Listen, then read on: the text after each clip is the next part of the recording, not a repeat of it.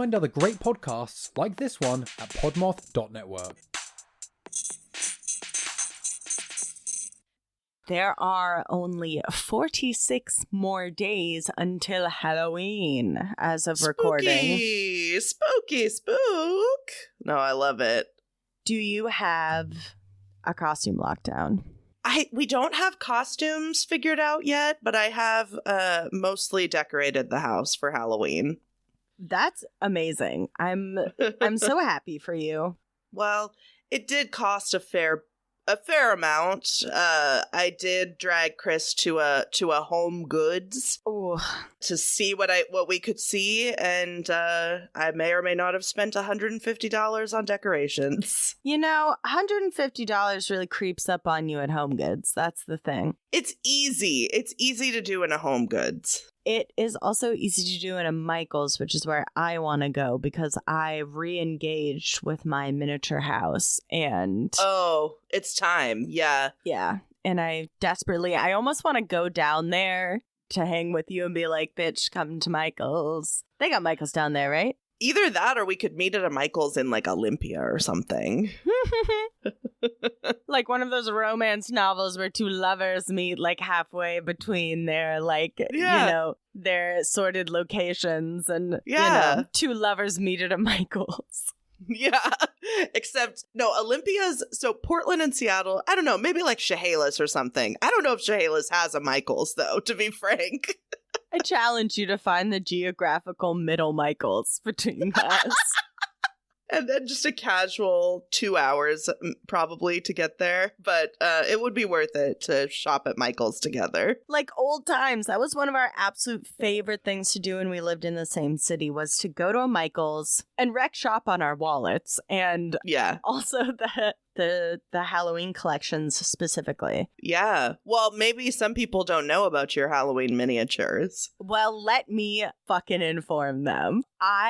I love all things miniature of any theme, but especially Halloween miniatures. And I actually have a little miniature house that I bought that was not assembled. I had to assemble it. And this was before I had Joe as my loving partner, so I did it myself. Yeah, very brave. No man help. Yes, extremely brave.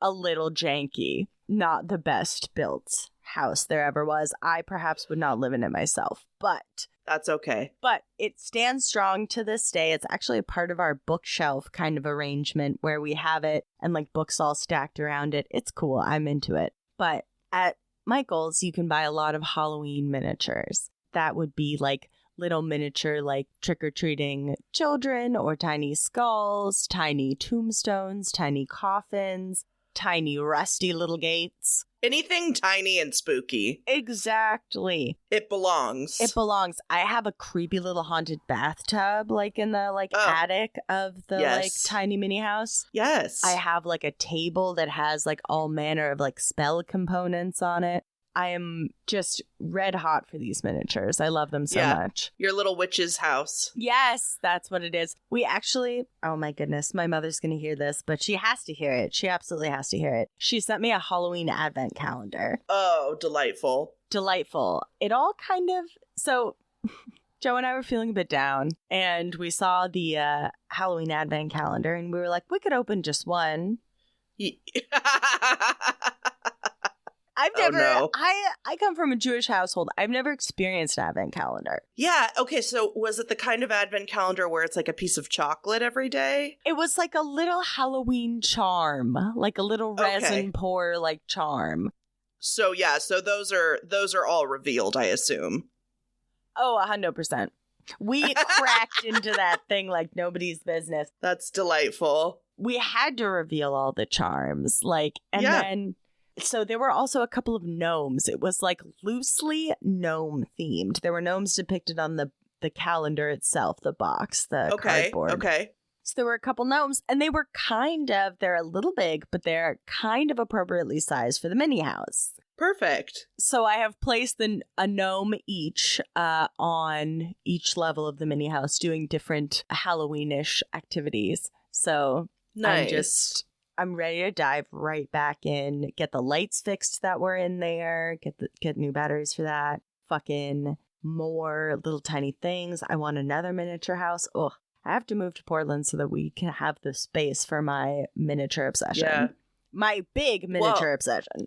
Yeah, no, it's no longer just a miniature obsession. It's large. It's grown a life of its own. Do you leave it up year round? Oh, Hank, yeah. I cannot bear to part with that shit. No. No. In olden days, a glimpse of femur was only for morbid dreamers, but you're not alone. Bring anything bones. Two goofy gals with deathly interest go on a skeleton inquest in your headphones. Anything bones. Hello and welcome to Anything Bones. I'm Sophie, Hideous History Schwartz. And I'm Katelyn, Family Matters Heart. And this is the podcast where we talk about bones, bone-related topics, and really anything that suits our spooky fancies. Yeah. Hi, everyone. We've missed you. It's been a really long time. We've been on something of a summer break. Again. But it's been a busy time. We had Sketchfest twice, once in Portland and once in Seattle. Yeah. I'm taking a class online. It's been busy. It's been busy. I went to California for like a week and a half. Sorry, everybody, but we're back. We're back, yes. And we also experienced some slight audio problems on an episode. So we're actually re-recording it. Yeah, we're back for a take two. So, I hope we didn't say anything too funny in take one, because it's gone forever. We had microphone issues on both ends, and instead of meticulously replacing garbled out words on either of our tracks, future Sophie had a lot of work cut out for her. So the thing was, the topics were so good, I wanted you guys to hear them. And hear them, you shall. You shall! I don't remember who went first. Ooh, you did. Okay. Should we try that again? I mean, we're all for a historical recreation here. If I look at the primary sources, aka the recording, yeah, it says that the annals say you go first. Sure. All right. So I am going to tell you a story here today from back in 2008 in Alba, Texas. I'm going to talk to you about the Caffey family. My sources for this were allthat'sinteresting.com, texasmonthly.com, and The Independent. So the Caffey family, like I said, this is Alba, Texas. It's a rural community of about 500 people, so very small town. People know each other in the town, and the Caffeys are particularly well known for being members of the Miracle Faith Baptist Church. Penny, who is the mom, plays piano at the church. Her husband was a, quote, home health aide and lay preacher. I don't know what a lay preacher is, honestly. Is that just like a lay person preacher? Just like, I think maybe someone who's like not a more ordained. casual. Yeah. Sure, like a more casual preacher. Or he's a super cool preacher who gets laid. Unclear. Completely unclear. Yeah, I'm going to lean towards the first one, but I'm not going to look it up. I'm just going to speculate. I thought you were going to say I'm not going to rule out the second one. I'm not going to rule out anything because that would be silly. I mean, yeah. Stay open. Never let them see you sweat. And never let them predict your next move. Yeah, never let anybody know when you've made a decision. That's my advice. Keep it all to yourself. Surprise the world with your actions.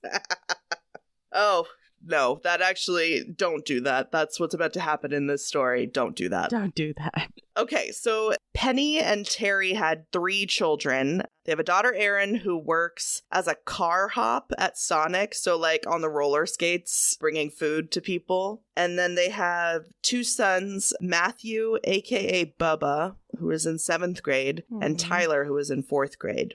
So the children were very well behaved, very shy, because they had actually been homeschooled for several years. The parents were trying to give them a more religious upbringing, I guess, and they thought they should do that at home. But it sounds like at some point the kids wanted to go back to school, so 16-year-old Erin is like freshly in high school at this point. She's pretty, she's blonde, and she has this beautiful singing voice, which she showcases at their church on Sundays. So that kind of sets the scene for you. These are most of the characters. Seems like a very idyllic American family.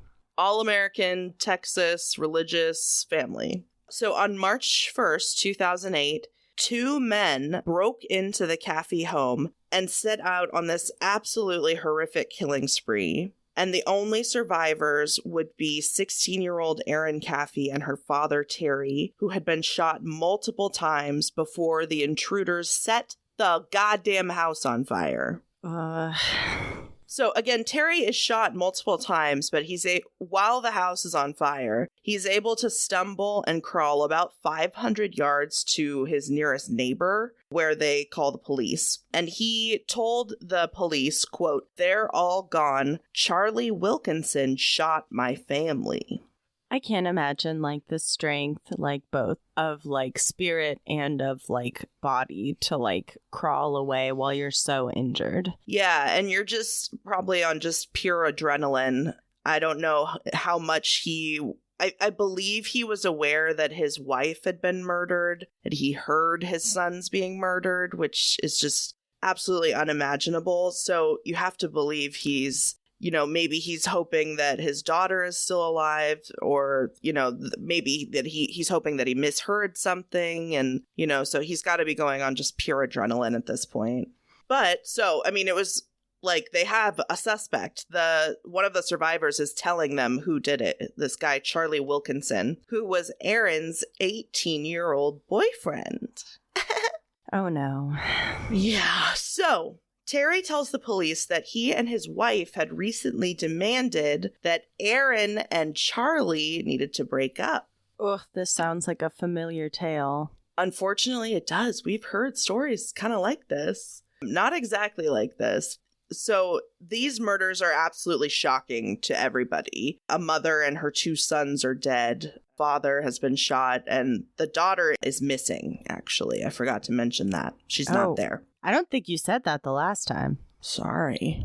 Twist. It's all happening at once. It's very, it's a chaotic scene. Exactly, yeah. Backing up again. So Charlie and Erin had met because when Erin was working at Sonic as a waitress / car hop, and their relationship got serious pretty quick. Remember, he's about 18, she's about 16 when this takes place.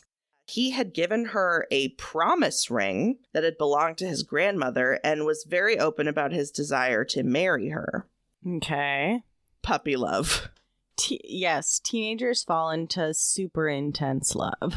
Something that's kind of just sad about this relationship is that Erin was known for being a singer in her community, and it sounds like she kind of stopped doing that around the time she met Charlie, and just kind of was kind of withdrawing from everything else in her life. It sounds like when they were dating, she started to kind of slip up with her grades, and her parents were very worried about her because she was very responsible most of the time, and so they find Charlie Wilkinson's MySpace.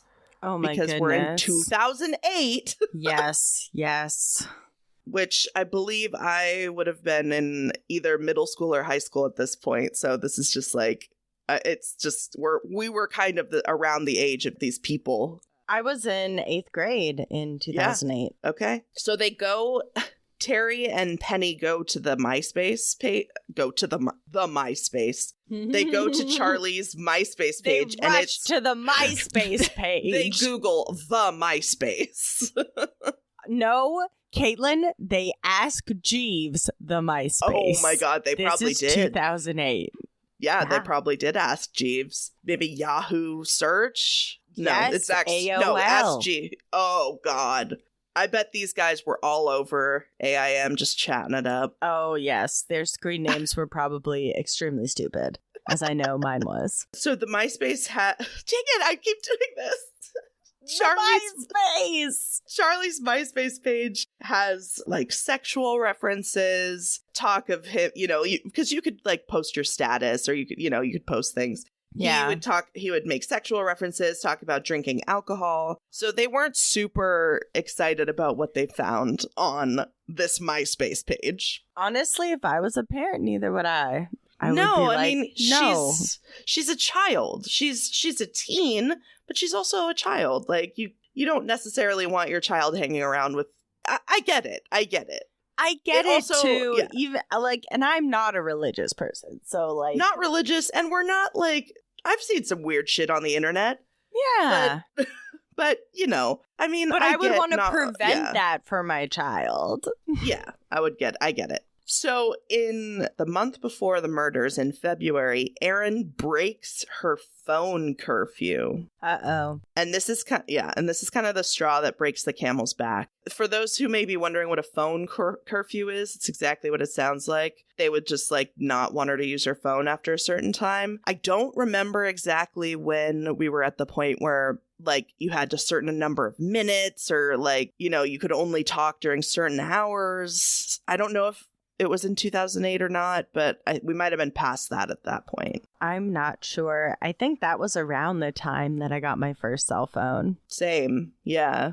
A little like flip phone. Oh, yeah. Yeah. So, you know, you didn't necessarily have like unlimited minutes. So I don't know if that meant, I mean, it could mean like you can't use your phone after 9 p.m. or it could mean like you used all of your minutes and now we have to pay extra. Like, I take it a couple different ways. Yeah, I think it can be taken a couple different ways. I definitely know there were some like time restrictions where it cost more to make calls after a certain time or possibly less.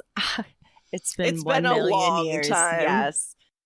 February 2008, the parents insist that they break up. And around this time is when Erin starts like publicly talking about killing her parents in front of her friends. That is, yeah. I mean, it's hard because when you're a teenager, you never know when your like friends are like joking or like boasting or just being like, you know, that Romeo and Juliet-esque over dramatic, like, you know, my world is ending because of this. Mm-hmm. And I definitely like made some wild claims as a teen. So like, I don't know, that must have been so scary for those other teens. Yeah, because you don't like you said, you don't know if they're being serious or not. You don't want to be like a narc. Yeah. You know, especially if you're like, this is probably just them bullshitting. You know, like nobody is going to actually kill their parents. Like, you know, I wouldn't really, you know, I mean, people say shit like that all the time. Like, oh, I hate my parents. Like, I wish they were dead. And it's like, well, that's not really true. You can just have big feelings. But, you know, this apparently was enough that after the fact, her friends like told police, like, yeah, this was something she talked about. They talked about because she and Charlie went to the same school. So, yeah, I've kind of buried the lead, but basically, long story short, Charlie Wilkinson, his friend Charles Wade, and Erin Caffey are the ones that mastermind this plan to kill her entire family. Probably so that they could be together because they thought that this was like standing in the way of their one true love. I hate these type of cases. They make me so sad. I know. And frustrated with these like teens because like you just want to shake them. Like, what is you do? Yeah. Yeah, like this is not worth it. What you're about to do, it's not even close to worth it. Or that like some way to communicate to them that their parents have their best interest at heart. Yeah, and she's 16. Like, you just wait a couple more years and you're going to move out anyway. So like, yeah, your brain is still cooking. Can. Yeah. Anyway, so obviously there's different accounts of who the like leader of the group was, but you know, it doesn't super matter because everybody was okay with this. Was complicit in it, yeah. Yes. Charlie Wilkinson actually claimed that he tried to get Erin to just run away together, and she was the one that insisted that the murders were actually the only option, which I take everything these kids say, I think we can take with a grain of salt because they're all trying to save their own asses at this point. Yeah, I would be very interested to know idea it was first, like if it was her idea first or if her boyfriend was like, you know what would make sense if we killed your parents.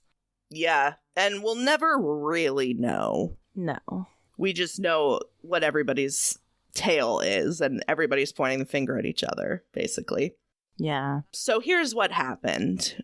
On the day of the murder, Charlie and Charles, so those are the boys, Charlie Wilkinson and Charles Wade, so they pull into the driveway at Aaron's house, and then Aaron and Charles Wade's girlfriend also get into the car. And they're just kind of waiting outside, just kind of like debriefing before all this goes down. Allegedly, Charlie Wilkinson says to Aaron, like, hey, you know, I'm going to have to also kill your younger brothers because we can't have witnesses. And allegedly, she replies, I don't care, just do what you got to do.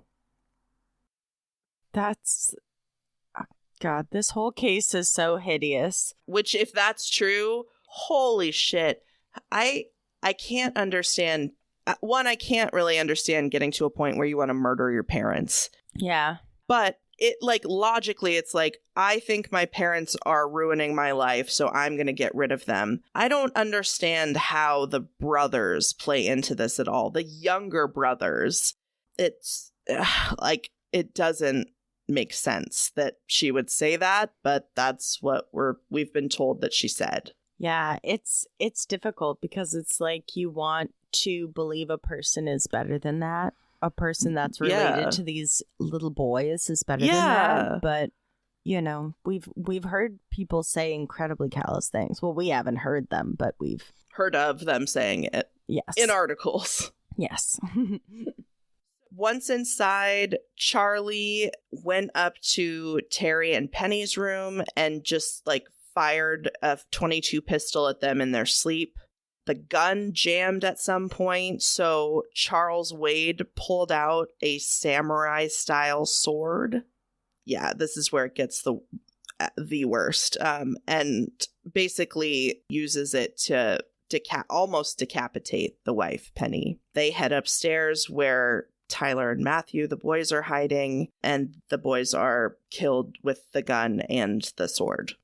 It's really, really brutal. So I don't really want to dwell on that too long because it's just horrific. Yeah. Yeah. I don't see how you could ever do that to people that trusted you, like, because Charlie was around and they knew him. So there are reports that they said, like, you know, Charlie, stop. Why are you doing this? And yeah, it's just, it's hideous. Yeah. Truly speechless at the, like, level of, like, cruelty that is going on. So they start looting the home for valuables once they think the parents are dead and the sons are dead, because Charlie Wilkinson had promised his buddy $2,000 for this. $2,000 to help murder 4 people. At this point, once they have what they wanted, I guess, for the valuables, they pour lighter fluid everywhere and light the house on fire. And they think they're so smart. Yeah. And literally, they're all in custody within like a day. So it didn't work, guys. You had maybe, you know, a few hours of freedom. Yeah. What was it all for? And so remember from the beginning, when Terry is very bravely able to crawl to his neighbor's house and call the police, he also tells them that the murderer was Charlie Wilkinson. So immediately the police are looking for him. They go to the trailer where he's living, where they find Aaron Caffey. Oh, interesting. Yeah.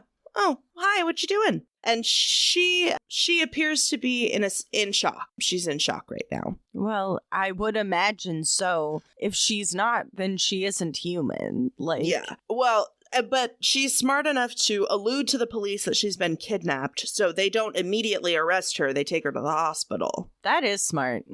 She tried. She tried. But the story was unraveling pretty much as soon as she started lying, because Charlie was being interviewed at the sheriff's office. Charlie told the police, quote, "I joined the army to do whatever needed to be done without thinking. As for her parents," he said, "I intended to kill them because I thought I was in love." Wow. So basically he's saying, like, I was in the army, or I'm going, you know, he was just like freshly 18, so he was planning on joining the army. He knew how to use guns. Oh my goodness. He's not even a real army man. Wow. Wow, wow, wow. So the 4 kids are Aaron Caffey, Charlie Wilkinson, Charles Wade, and Wade's girlfriend, who I didn't write her name down. My bad. They are all charged with 3 counts of capital murder and probably, hopefully, some assault charges or attempted murder charges for Terry. Oh, yeah. The trials were, media circuses, obviously. Charles,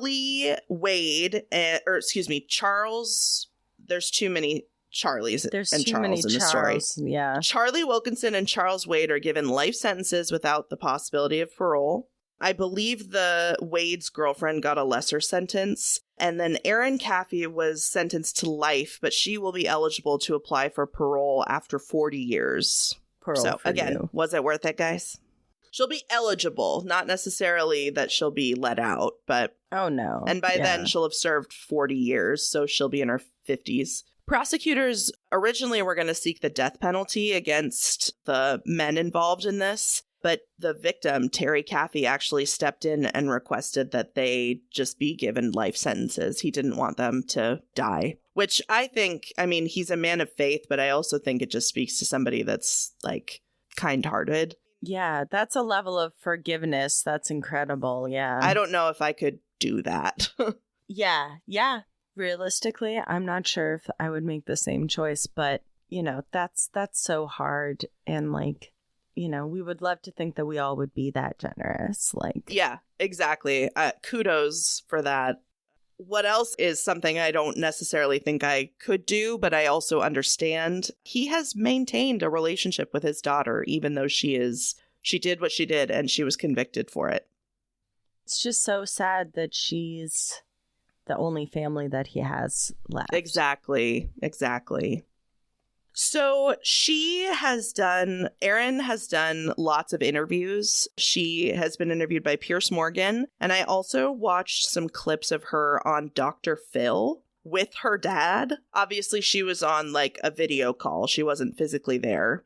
But it is very troubling. The way she talks about it, it's you can tell she feels guilt. But to me, she underplays her role in it in some ways.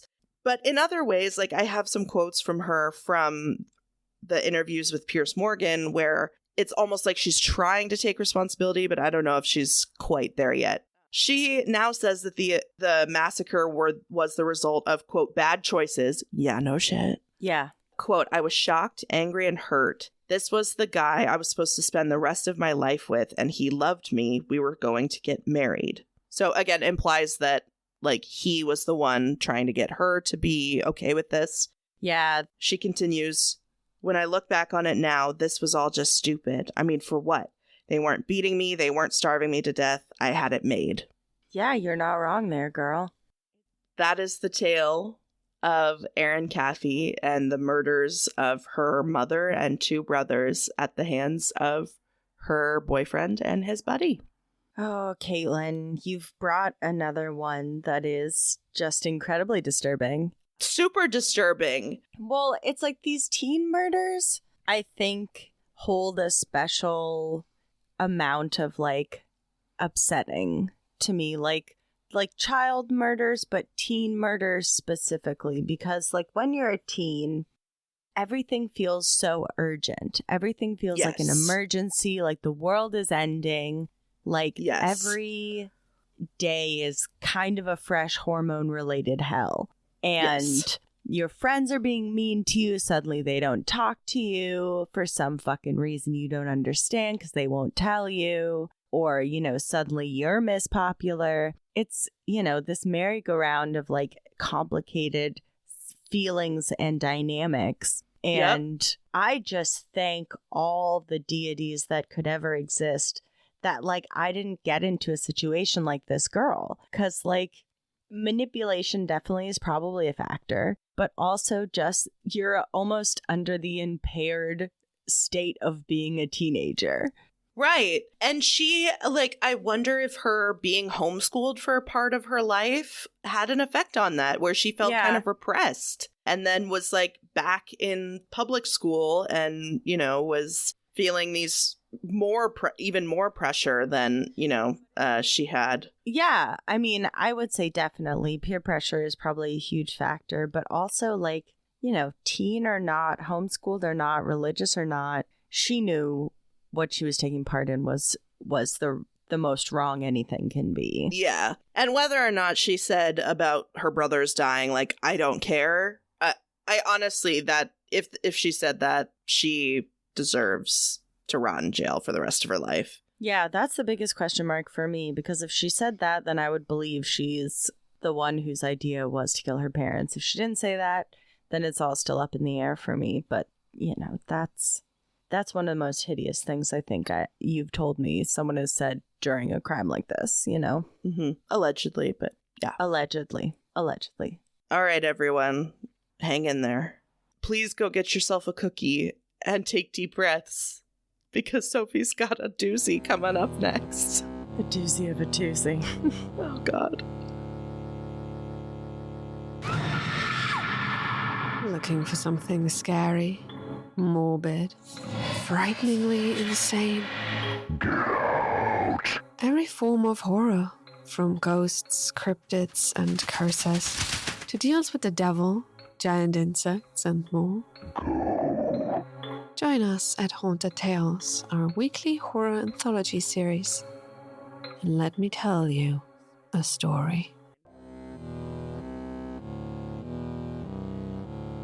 Welcome back from your cookie break. I hope it was good. I hope you have a beverage to go with it. Yeah, I just have water. Boo. And no cookies, so it's really joke's on me. Joke is on you. All right, I am up next with my bone topic, and I would like to give kind of a blanket trigger warning, content warning up at the top of mine, because I will be talking about a school for my topic, and it's an incredibly abusive school. So there is going to be a lot of mentions of violence against children. There will be no graphic descriptions, but I just want to let people know that if that will be too upsetting to listen to, we totally get that, and we will happily see you in our next episode. With that, I'm going to get started with my sources, and then we'll get right the heck into it. So we have an article from NPR, 2 from Wikipedia, 1 from clickorlando.com, 1 from the Digital Commons, from an article from usf.edu, findagrave.com, and a second article from usf.edu. Very helpful, University of South Florida. Let's go, University of South Florida. Go Gators. Pinto beans! Sure. It probably is the Gators now that I think about it. It's probably not the pinto beans, but let's get into this. Mascots aside. So I found this topic through some of my true crime independent research, aka just listening to true crime podcasts and things of that sort. Got me thinking a lot about how serial killers and criminals, the environments that they grow up in are, can play a huge part in the crimes that they'll commit later. Definitely. And that, there are some environments that set people up to have more difficult lives in the long run. And I believe that this school is one of these institutions that inflicts people, boys specifically, men in the long run, with lifelong damage from the trauma that they experience there. And I think when I talk about this school, you'll begin to remember all the different hideous things that went on here, and for the surprisingly long amount of time that it did. It's all coming back. Yeah. And I want to talk about this school because I think I just want to shine a light on where our education system has been, and that, institutions like this are often lost to the sands of time because people don't want to talk about them. Yeah, and the boy's story deserves to be told because it's not really a spoiler alert. We're talking about a school, and one of her sources was findagrave.com. So, yes. What the fuck? Yeah, well, that will be your constant refrain. I'm going to be talking about the Florida School for Boys, which was also known as the Arthur G. Dozier School for Boys. And this was a quote-unquote reform school operated by the state of Florida starting in January of 1900. So we're going back a ways for my topic. 1 second. I forgot to shut the window. Uh-oh. Shut that freaking window. You let all the ghosts in. Oops. Window secure? Window secure. So the idea behind this school was that it would be a place where troubled children, boys, would go if they were convicted of crimes. And the design of the school was that it would be both a place to house these troubled youth and to give them possible job training, education, and valuable skills that they could use in the real world. Now, this model sounds great. I would be in support of this. Take those troubled youth and teach them to fly. But this system broke down pretty quickly, almost immediately. Yeah.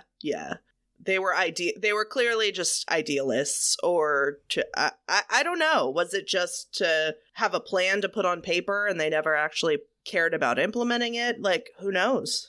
I mean, that's an excellent point, because they'll demonstrate pretty thoroughly through this whole thing that they do not give a single solitary shit about any of these children. So it's hard to know if they had planned to have this wonderful utopian-esque school, or if they were just like, you know what, tell the higher-ups this is what we're going to do. Instead, we're just going to keep them here. So the offenses that these children were charged with that would get them sent to this school started off being quite severe, such as some children who were involved in murders, children who were thieves, and then things kind of began to trickle down to truancy, incorrigibility, which is kind of a question mark. That's just like a personality trait. That's not a reason to arrest somebody. Yes. It's not a good personality trait, but I'm like, you can't just arrest someone for being obnoxious. You're incorrigible. Go to jail. No. No. There have to be rules. Yeah. Yeah, well, it felt like there weren't any, because they just kept kind of finding excuses to dump children here. And in the best example of this, there were many orphans that were sent to this school because there were nowhere else for them to go. The state, could not arrange for them to be fostered or for them to be in a proper orphanage, but they put them into this quote unquote reform school when they'd done nothing wrong. Do you think there was like money changing hands behind scenes, like if they had their numbers up, or was it truly just like a last ditch, here's where they go, like we don't really care? But I mean, I think there were a lot of elements. I think that is certainly a possibility. I was recently watching a documentary on the troubled teen industry, mostly focusing on those like outdoor retreat places where they send, troubled teens to go hike in the woods for forever. Sure. And they're hideously abusive, or a lot of them are. I should not say all of them. I'm sure there are some that are fine. But they found out that one of these troubled teen camps that was like extremely abusive, there were therapists who were like on their payroll, got commission per child that they sent to this camp to be abused. Yeah, it's that kind of shit is just so disgusting to me. Yeah, so I feel like you are probably not off the mark with that guess. I think also there were probably a lot of children who needed a place to be, and the state was like, you can be here. Yeah, exactly. Kind of a general dumping ground is kind of what it seems like. Exactly. And in creating a dumping ground, they turned around and made that profitable because these children also were engaged in a lot of child labor. Ugh. Yeah. Child labor as punishment. We love it. And, this type of labor instead of schooling became so prevalent in the school, they actually changed their name from the Dozier Reform School to just the Dozier School because they weren't reforming anyone. Yeah, who are we trying to fool here? They're not fooling anyone. They're certainly just, their mask off, which is hilarious because we're still at the very beginning of the school's history. As far as the structure of the school, from its beginning in 1900, the school was an open campus, so it wasn't fenced in, which isn't to say that you weren't allowed to leave. But there were 2 buildings. There was one building called number 1, which was for white students, and then there was building number 2, which was for students of color. And this school was actually segregated until 1966. Jesus Christ. Yes. Yeah, I guess that was... Oh, God. I can't even imagine. Well, this is Florida. This is the South. It's going to get more horrific. But in 1929, there was an 11-room concrete building that was built that had cells in it, like prison cells. And this was where children who were being unruly were taken and just beaten and then left. God. This came to be known among the students and staff of the school as the White House because it was painted white. Okay, yeah. Ugh. So scary. And then you're just left there, not knowing what's going to happen to you. Yeah. Ugh. And nobody cares. Yeah, really scary. And these are people that just don't have another person in the world to help them. It's so sad. Yeah, or they, did some childish things of, stole some stuff or something. It's nothing they do warrants this. Nope. So we're, of course, starting our timeline with this school in 1900 and allegations of, misuses of their power and, illegal and abusive behavior start in 1901. Off to a great start. That we had 12 months where things were just great, but we just got overwhelmed. Fuck off. Yeah, it's really hideous because, the state reports from around this time accuse the school of the following: children being chained to walls, sexual abuse of children, whippings, torture, beatings, peonage, which I had to look up, which is also called debt slavery, which is where basically they tell the children that they have some sort of debt with the school and that they have to work for the school to work off this debt. This is like a Little Princess. Oh, yeah. Right? Yeah. Her dad, quote unquote, dies, and then the headmistress is like, you have to work here now because you owe me money. Yeah. Sorry, continue. Yeah, but that's illegal. Yeah, it's illegal to do that. Good. Especially to children. Yeah, Jesus. What debt? Come on. They'd be better on the fucking streets. They would. And adding all of this up, to cap it all off, there were and had already been a few deaths. Oh, boy. But this is a school. There should not be any deaths. So among its early years, the school saw a lot of upheaval within its administration. A University of South Florida researchers discovered that between 1913 and 1917, there were 7 different superintendents of the school. That's too many. Along with 28 deaths among the boys. Whoa. That's almost 30 deaths? In what span of time? In a span of 6 years. Oh my God. Yeah, no way. That's insanity. In the first 13 years of their operation, there were more than 6 state-led investigations. That just went nowhere. That went pretty much nowhere. And, the school, even though it was inspected, all the time, they saw all these horrifying things, it seems like no one's doing anything about it. Because, the year after 1914 is a hideous year for this school because there's a dormitory fire that kills 6 students and 2 staff members. And in the wake of that tragedy, they also changed the name of the school to the Florida Industrial School for Boys. Not even, we're still just it's plain for everyone to see. Industrial. It's an industry. Why don't we just name it Florida Workhouse for Boys? Exactly, yeah. Florida Torture Chamber for Boys. Florida Dumping Ground for children. For boys, yes. Yeah. And I don't think that I think I forgot to mention this at the top, but children were sent here as young as 5 years old. So sad. This is hideous. And all of these mysterious deaths, they only resulted in, finger pointing and, everyone was to blame. And especially this one superintendent who was fired in the wake of this dormitory fire tragedy. He was held responsible for actually 12 deaths of people at the school. And he was a former convicted bank robber. What?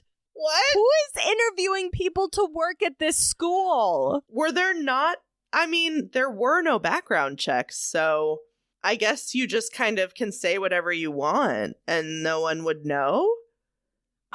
Excuse me, I would like to work with a school for children, and I'm a convicted bank robber. Is that cool? They're like, exactly. Well, he probably didn't present that first. No, he came in and was like, hi, my name is Robert the Nice Guy, and I have so much experience with children and saving puppies from ponds. People were too trusting. I just don't understand, how this school continued to fly under the radar without being shut down, because we're still going.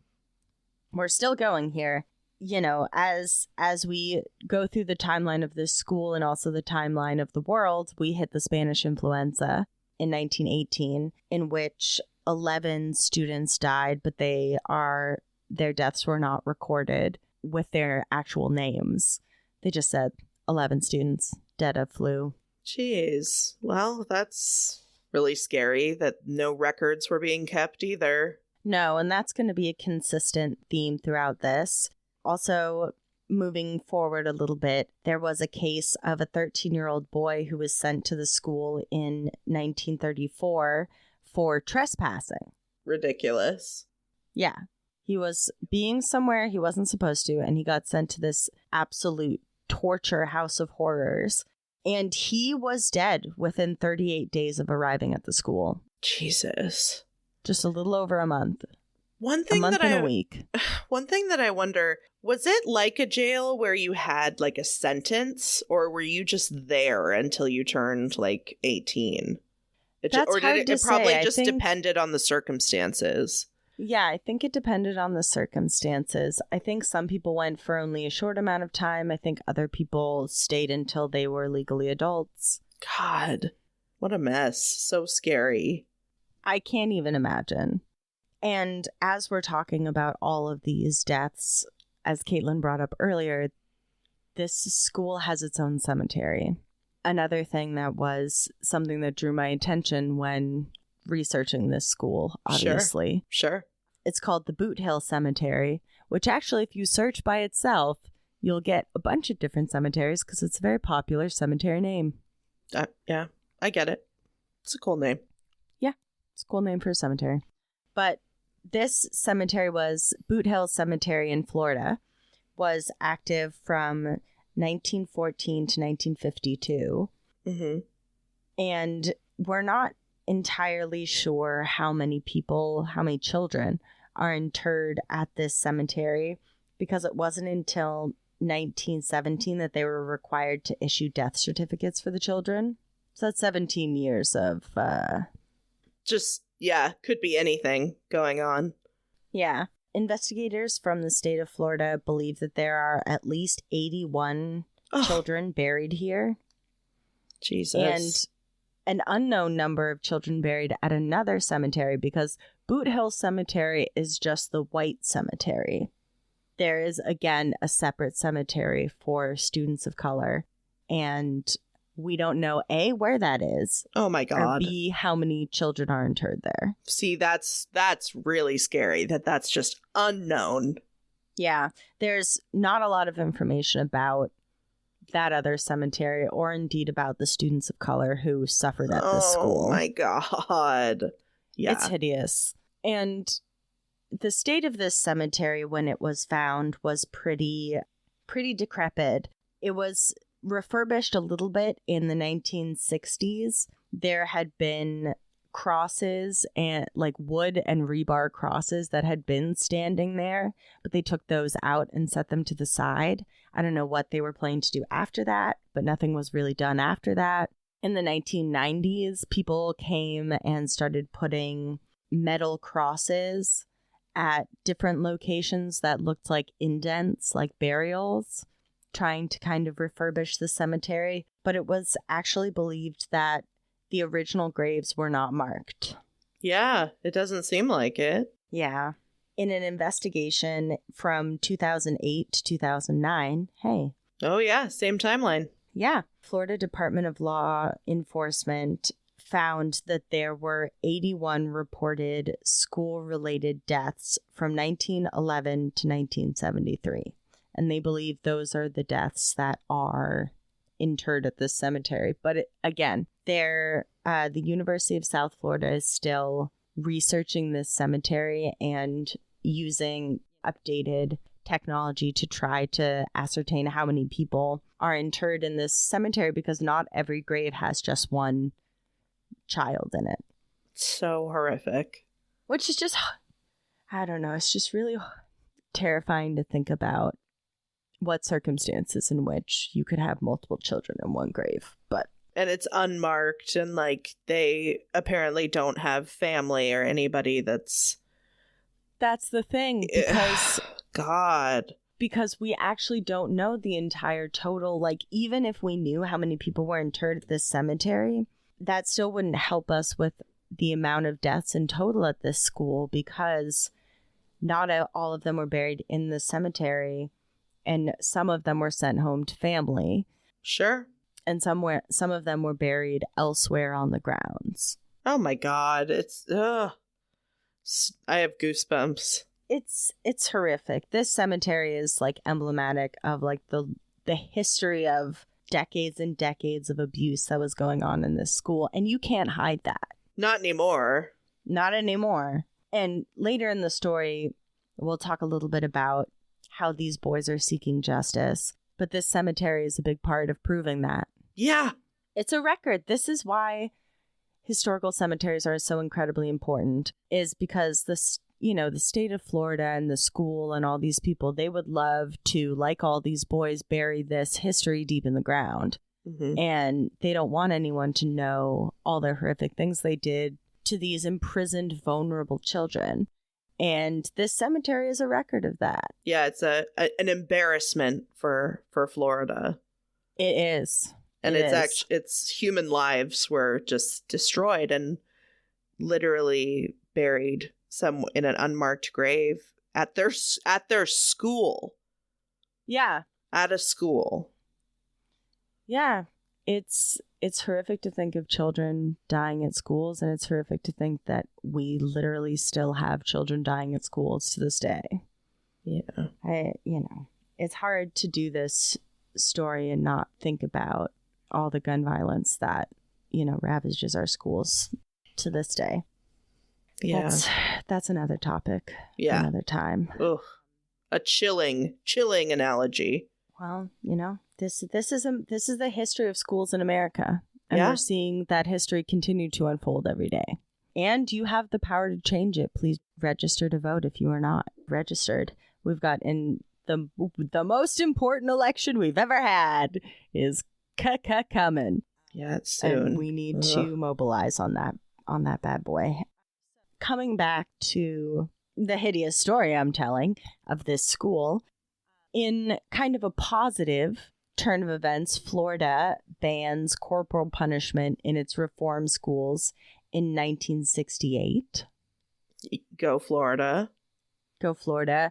But you know who did not seem to get that memo? Oh my God, the fucking whatever they're called at this point, the industrial school for boys. The industrial school for being horrible to children. Yes. They did not alter their practices whatsoever. And actually, the governor at the time, Claude Kirk, visited the Dozier school.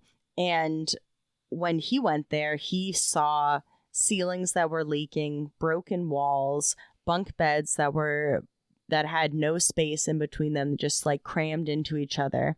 There was no heat, and the children had to use what the governor called bucket toilets. No.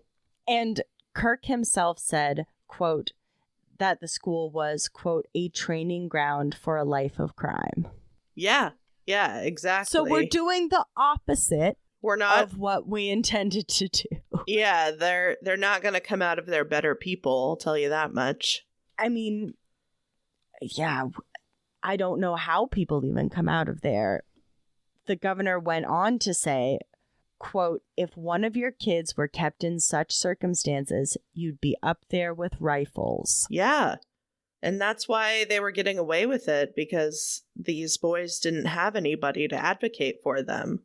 They don't. And I don't understand how the school is still open if the governor is saying that if he knew a child there, he would be there with violence on his mind. Yeah, you would think the governor would be able to do a little bit more than just say something. That sounds like, oh, thoughts and prayers. He's like, oh, this school's horrible, but there's nothing I, the governor of Florida, could do about it. Like, you would really? you Are seem you to be sure? the one person that would be able to do something for sure. Apparently his hands are tied. Jesus. There was another report from about a year after the governor's visit that was of a 16-year-old boy who had been placed in solitary confinement for an extended amount of time. That teen had tried to eat a light bulb and then harm himself with the light bulb. Oh, God. Poor kid. It's horrible. There was a juvenile court judge that toured the school, and he said that he vowed that he would never send another juvenile to the school ever again. So again, you're saying, like, no one should be sent to this school.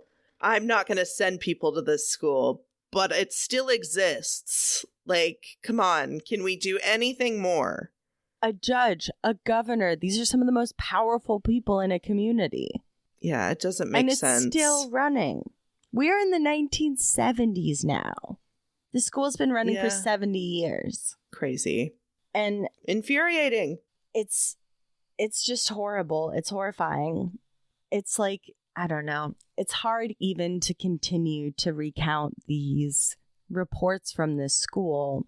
The next story is of this teacher in 1979 who went to visit the school, and they were touring this building, I think the White House itself, the concrete building that had cells in it where they would just beat the boys. The solitary confinement place, right? Yeah. And the teacher wanted to speak with one of the boys, and the security guard, the way that the cells were locked was one of those like pin and hole kind of like locks where you have like a metal pin that goes into like a hole in the ground or like a hole in the wall. And it was so stuck, like no one had been there opening it. It was so stuck, he had to hit it with a Bible to get it free so that he could open the door. Jesus. The kicker is, this isn't some violent student that's hurting other students. This is a student that's in there for their own protection because they were getting sexually assaulted by other students. Oh my God. And the teacher was like, why is his head shaved? And the security guard was like, well, he wouldn't stop pulling out his own hair. Oh my God. That is so beyond anything that you like should be done to a child. I share this only to say that like the mental impact that will have on that child. Like if that child doesn't die in there, that like I don't know how a person comes back from something like that. Right. I just don't. And this teacher saw all this and he brought his concerns to his supervisors in Tallahassee, and they did nothing. Great. Thank you. The only thing that got anybody's attention was in 1983. We just talked about something that happened in 1979. This is now 83. There was a class action lawsuit, but it was actually settled before going to court. And one of the stipulations of the settlement was that they had to reduce the population of the school. Because all this is happening, this school is incredibly overcrowded. They're still just dumping children into this school. It's awful. It's awful. But, you know, of course, these population caps that they're putting in on the school do not last very long. It's just a bad place. We don't need to modify anything. It's been going for 80 years. Let's be done. I would love us to be done, but we are not done. So, an event that kind of rocked Florida and the South in general was these two teenagers who killed two tourists at a rest stop near Monticello. And people started going kind of nuts about out of control teens. Okay. And of course, that feeds into, you know, people's general attitudes about quote unquote bad kids. Started to turn sour, of course. And this was great for the Dozier school because they could just say goodbye to those population caps and accept all the new bad kids everyone was afraid of. Oh, God. And we're in the mid-80s at this point? My friend, this was in 1994. Oh, my God. We were already alive. Wow. God. I cannot believe how long it was open for. It doesn't make sense. We're still going. We still got more to talk about. I know. Ugh. What a story to have to tell and listen to twice. I'm sorry. It's not your fault. I just think it's important, you know, especially with you know, the continuing ramp up of violence in our schools, be it horrible bullying with the children against each other or gun violence. You know, our schools shouldn't be a violent place. Yeah, it's really scary what school has become and what's acceptable at schools these days. Yeah. One of my nephew's schools, I believe, is going to be implementing the you have to turn your phone in at the beginning of the day and you get it back at the end of the day. Whoa. Yeah, I'm pretty sure I heard that. Either they're considering it or they're doing it. That's interesting. Yeah, I mean, yeah, I don't know. I think it's probably more for so people pay attention rather than. But what happens if there's an emergency? I know, it's just it's kind of a lot. What happens if you need to call your mom? Yeah, in my day there was a payphone there, but you know. Yes, you had to go to the office. Yeah, well, that's probably still an option, but anyway. Yeah. Anyway, we're coming up into 2004 through 2009. There were about 300 reported allegations of abuse at this school that the state promised to investigate. Only 17 of these cases were verified by the state, and 33 were deemed to have, quote, some indicator of legitimacy.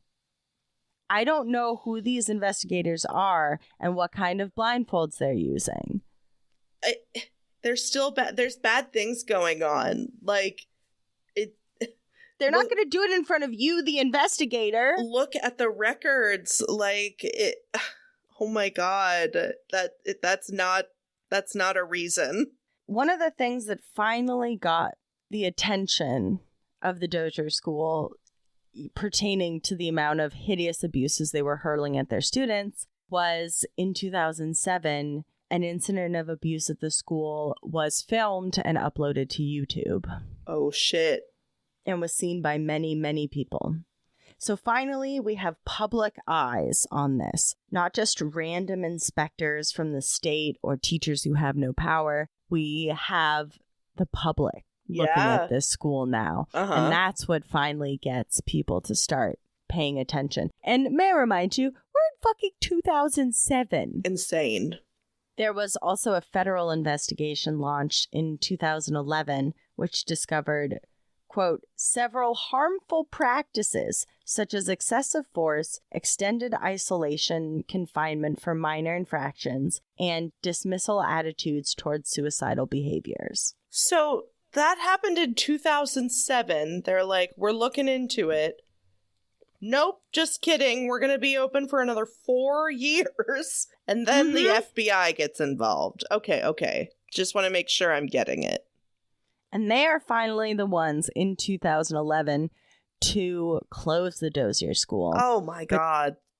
But do you know what the Dozier School says the reason for their closing is? Money. Yep. They cite budgetary issues. Yeah. That's your main problem. Yeah. Mm-hmm.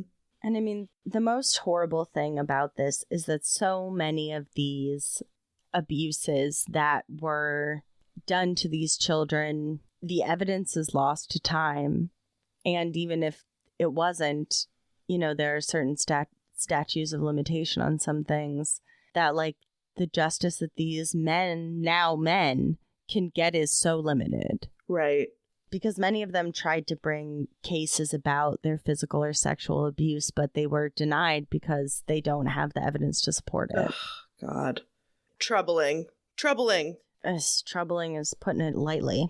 As I mentioned before, University of South Florida researchers are excavating the Boot Hill Burial Ground Cemetery on the campus.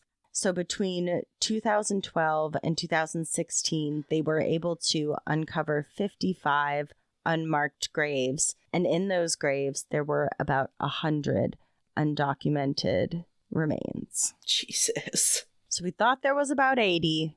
It's really more like 100. Wow. In 55 graves. Oh my God.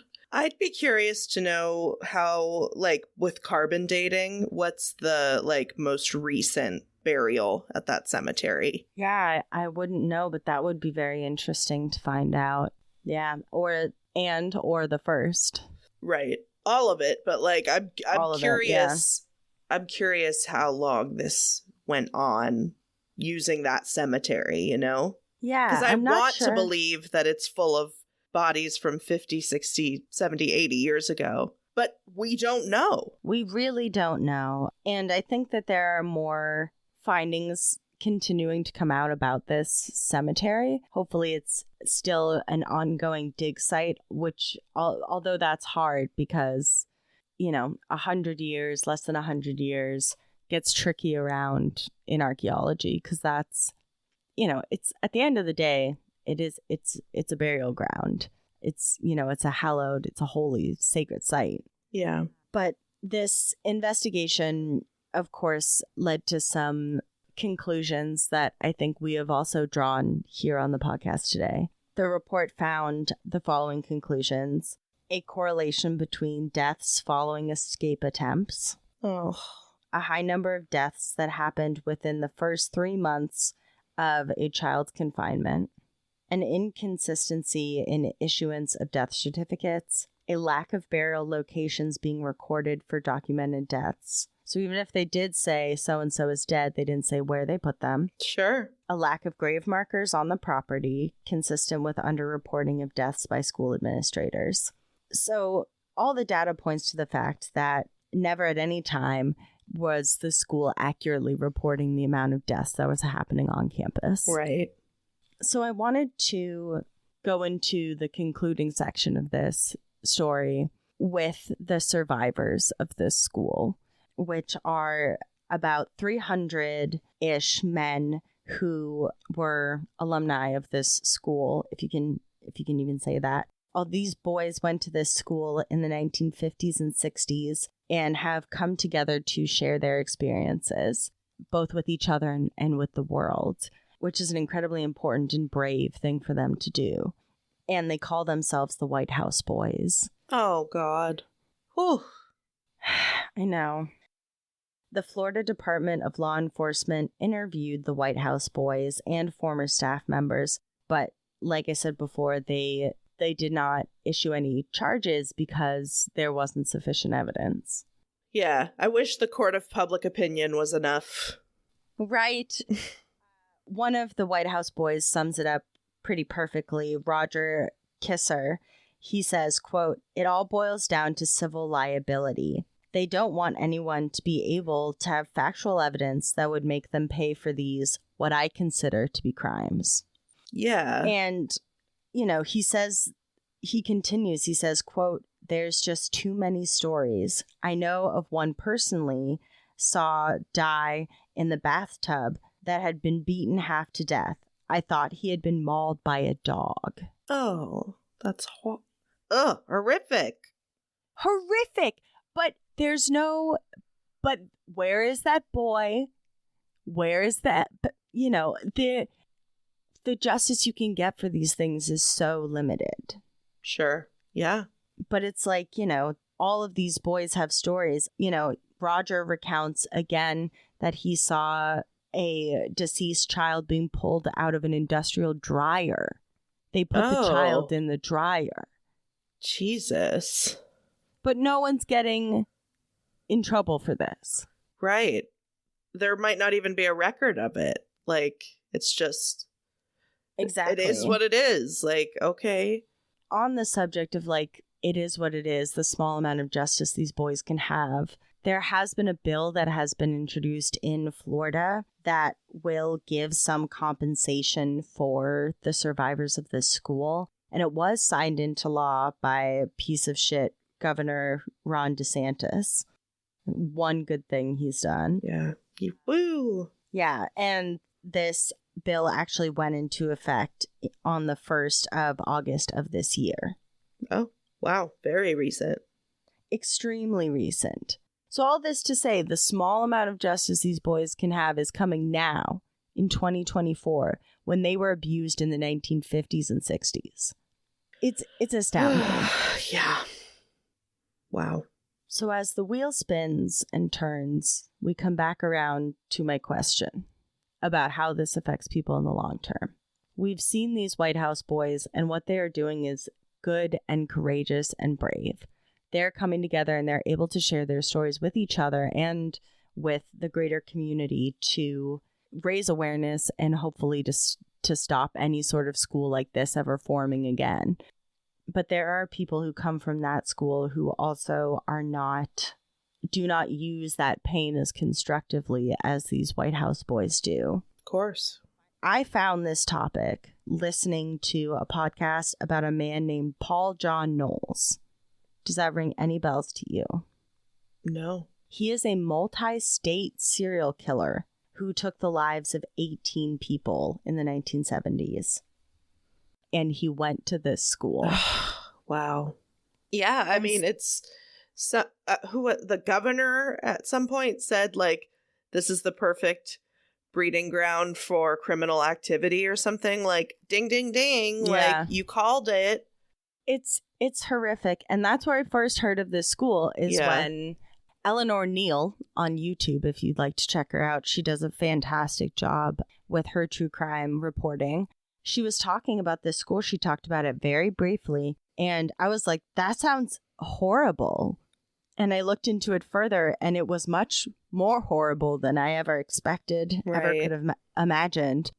And, you know, I just thought it was interesting to look at the disparate personalities that come from this. You have on one side this hideous serial killer who's killing 18 people, and on the other side you have the bravery and the vulnerability of the White House boys to share their story and to come out as survivors of abuse to give hope to other survivors of abuse. Right. Yeah, it's a lot. This Dozier school really, like, I can't believe that it was open for over 100 years. 111 years. And people in power knew what was going on, and still just nobody did anything to stop it until the governor 2011. Toured the school. Yes. I just don't understand who could have shut that school down at that point if it wasn't the governor, if it wasn't a judge. Like, yeah. Like, what would it have taken? I don't know. And that's the scary part. Like, where's the line? Because so many children died, so it's not that. Yeah. Ugh. I'm sorry to share this story with everyone, but like I said, violence in schools is something that persists to this day, and it's changed, but it's something that we have to fight against and we have to vote against. We have to have gun control in this country. We have to be able to have safe institutions of learning for children. Hear, hear. I'm sorry to end on such a dour note, but, the whole fucking thing's dour. But, sometimes we have to talk about culturally important things. Yes. Maybe we'll try to come back with something a little lighter for the next episode. Yes, spooky season is rapidly approaching us. So you can expect more Halloween content for us, and we are going to try to be posting more regularly for you. And I just want to say a big hello to a lot of new listeners who have been joining us in the past month or two. And I would love to give you a firm, bones, warm welcome and say thank you for listening. And if you are enjoying the episodes that you're listening to, please drop us a review. 5 stars would be lovely. But that helps us get ahead in the algorithms and helps more people discover the bones. Much like an archaeologist, you can help them dig up the bones. Anything bones. Anything bones. Yeah, but thank you again for listening and for hanging out with us for this time. We are so grateful to be back, and would love to hear if people have suggestions for topics. Stuff you want to hear in the spooky season. Yeah, we have a website forum to do that. Our website is anythingbones.squarespace.com, or you can DM us on Instagram or send us a Facebook message. It could be casual or not. Yeah. Thank you again for being here. And as always, Bon voyage. Boo. Thanks for listening to Anything Bones. Follow us on Instagram or Facebook at Anything Bones Podcast, or email us at anythingbonespodcast@gmail.com. Thank you to Nick Kruger for our spooky music and Stephen Vetteroff At Chubby Scrubby on Twitter, for our jazzy vocals, and thank you to Camilla Franklin at Camilla Strader on Instagram. for our beautiful bony artwork. Please rate, review, and subscribe. Because Sophie's going to bring it back with something a little lighter. Go get a cookie. Oh, wait. Katelyn is lying. Cut that out. Come back. No, it's staying. All right, everyone. This is take 2 of Anything Bones, episode 138. I'm a little loopy.